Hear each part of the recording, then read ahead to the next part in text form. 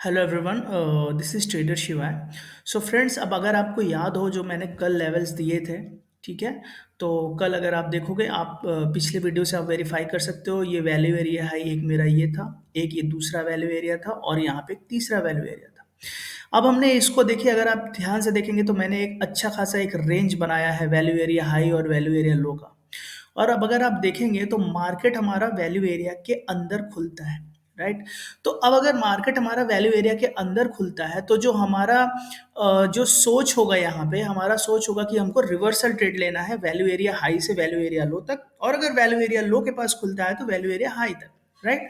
और अगर आप यहाँ पे डेल्टा देखोगे तो ये डेल्टा लगातार नेगेटिव डेल्टा आपको मिल रहा है, राइट। मार्केट सुबह खुलने से ही नेगेटिव डेल्टा मिल रहा है। तो जाहिर सी बात है कि हम एक्सपेक्ट करेंगे कि मार्केट वैल्यू एरिया हाई से वैल्यू एरिया लो की तरफ मूव करेगा। तो यहाँ पे हम ये ट्रेड ले सकते थे।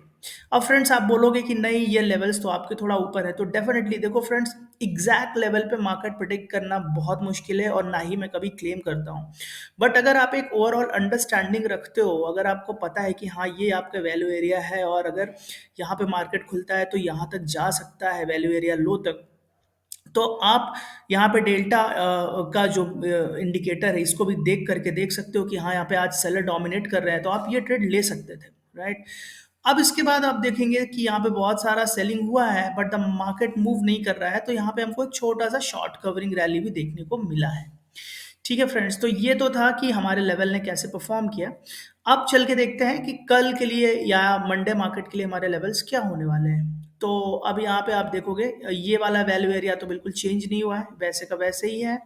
यहाँ पे मुझे एक वैल्यू एरिया दिख रहा है, बहुत सारा चॉप है यहाँ पे, ठीक है।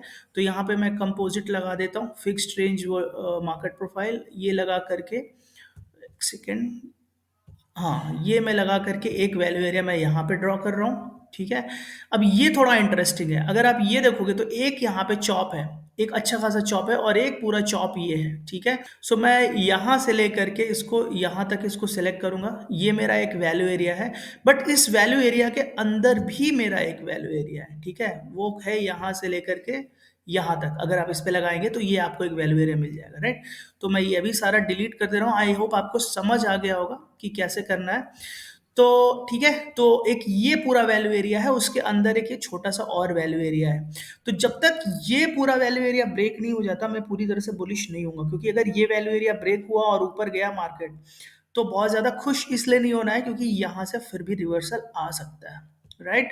सो आई होप आपको ये लेवल्स ट्रेड करने में हेल्प करेंगे। आप इसमें प्रॉपर जो मैंने आपको बताया हूँ कि वैल्यू एरिया के अंदर आपको कैसे ट्रेड लेना है रिवर्सल, वैल्यू एरिया के बाहर आपको डायरेक्शनल ट्रेड लेना है रीटेस्ट पे, ठीक है। सो आई होप आपको ये लेवल्स अगेन हेल्प करेंगे मार्केट में ट्रेडिंग के लिए। Thank you guys, thank you so much.